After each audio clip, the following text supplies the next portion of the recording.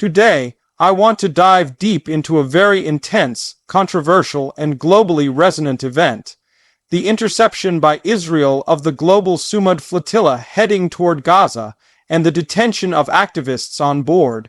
This is not only a dramatic confrontation at sea, but also a flashpoint of debates over international law, humanitarian rights, sovereignty, and morality. Over the next few minutes, I'll walk you through what happened, how the different actors see it, what legal and moral questions it raises, and what implications this might have. Let's get into it. It began when dozens of civilian vessels, over 40 boats carrying roughly 500 activists, many from different countries, set out under the banner of the Global Sumud Flotilla. Their declared purpose was to challenge the Israeli naval blockade of Gaza and bring a symbolic, and in some cases real, load of humanitarian supplies, but mainly to draw attention to the plight of people living under siege. Some participants were highly visible: environmental activists, parliamentarians, legal figures, and well-known campaigners. As the flotilla got closer to Gaza, the Israeli Navy moved to intercept. Over a span of days, the Israeli forces boarded many of the vessels, detained activists, and escorted the boats to the port of Ashdod. The final ship, called Maritime, was intercepted about 5 nautical miles from Gaza. At that point, all passengers on board were detained and brought to Israeli custody.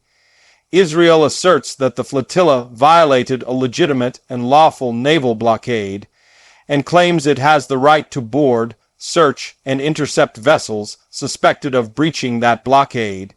On the other hand, flotilla organizers and many legal and human rights voices argue that the action constitutes a breach of international law, especially where civilians in international waters are forcibly seized, detained, and deported. One interesting dimension is how the flotilla organizers use technology and media to draw global attention. They streamed parts of the raids, used vessel tracking platforms, and posted updates in real time. This media strategy magnified the event and led to many watching closely. That in turn shaped how governments, the United Nations, and public opinion responded. Let's examine this more deeply from several perspectives: tactical/logistical, legal, moral/humanitarian, and geopolitical. From a tactical standpoint, Israel seems to have had the advantage. The vessels were under surveillance, naval assets were deployed, and relatively peaceful boarding operations occurred from available reports on many of the flotilla boats. The flotilla, while symbolically potent, was not militarily prepared to resist forcefully. Many of those on board were unarmed and intended to document rather than fight. Israel claims it gave warnings and opportunities for the vessels to return to international ports or divert to Israeli ports, though flotilla organizers dispute how meaningful and fair those warnings were. On the legal dimension, things are complex. The key tension is between the right or claim of Israel to enforce a blockade during an ongoing armed conflict, and the rights of humanitarian actors to deliver aid and to free passage under international humanitarian and maritime law.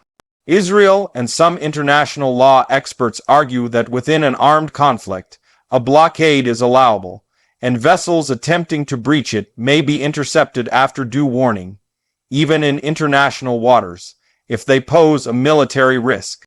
Yet critics argue that those just carrying humanitarian supplies in civilian vessels should be protected, and that forcibly detaining civilians amounts to arbitrary action.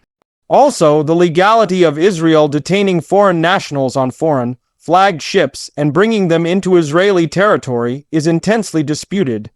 In prior similar incidents, such as the 2010 Gaza flotilla raid the Mavi Marmara affair, the issue was hotly contested. In that episode, Israeli commandos boarded a flotilla and violence erupted, resulting in the deaths of civilians. International investigations found serious violations by both sides, but the memory of that event looms whenever new flotillas arise. The danger is that what begins as a symbolic act of civil protest by activists becomes a confrontation with deadly consequences.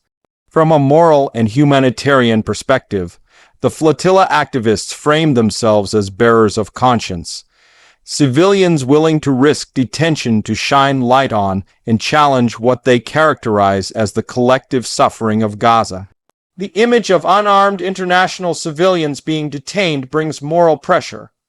Many in Gaza and many around the world see the blockade itself as a form of collective punishment, restricting the import of essential goods, fuel, medical supplies, and even limiting freedom of movement. But critics argue that such flotillas are sometimes more symbolic than truly humanitarian in effect. The actual aid carried is often small, and the political optics overshadow the logistics of delivering sustained relief.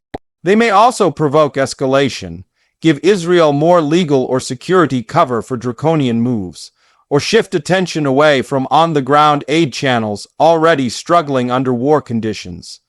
Geopolitically, the interception has already triggered protests in many countries. Governments and foreign ministries have expressed condemnation, demanded release of detainees or deportation, and threatened diplomatic consequences. In some nations, union strikes and public demonstrations have been called in solidarity with the flotilla participants. Israel, conversely, is doubling down on its claim that its blockade is a necessary security measure to prevent weapons smuggling into Gaza and to protect its citizens.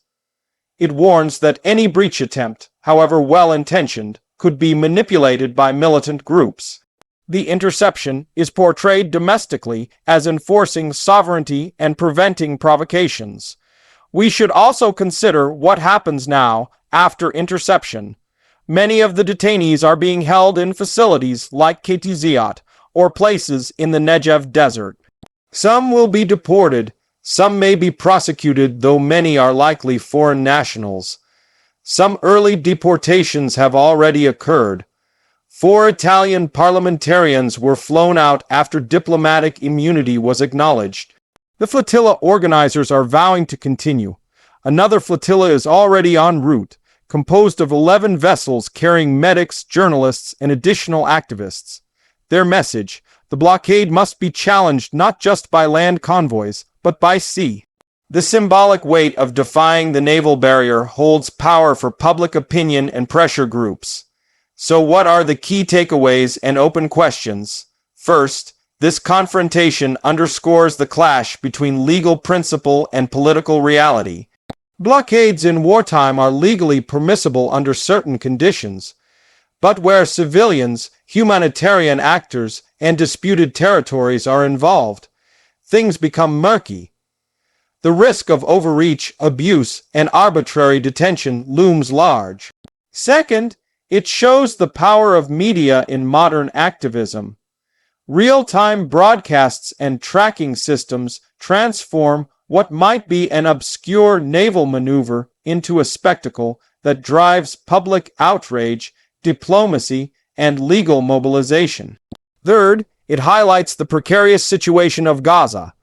Land routes are heavily controlled, so sea routes are among the few remaining avenues to attempt relief or protest. That limited access gives extra symbolism and urgency to any maritime effort. Fourth, it risks escalation. If detachments interpret flotilla efforts as military provocations, more forceful responses could follow, and the cycle of confrontation may expand. Finally, this episode may set precedents.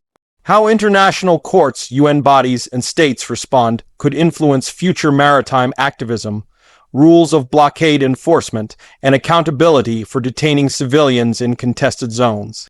In conclusion, the interception and detention of the Global Sumud Flotilla by Israel is a vivid and troubling moment at the intersection of humanitarianism, law, sovereignty, and public opinion. It forces us to ask, when is civil disobedience legitimate in the sea? How far can states enforce security under blockade? And how can the world protect civilians who risk themselves to bear witness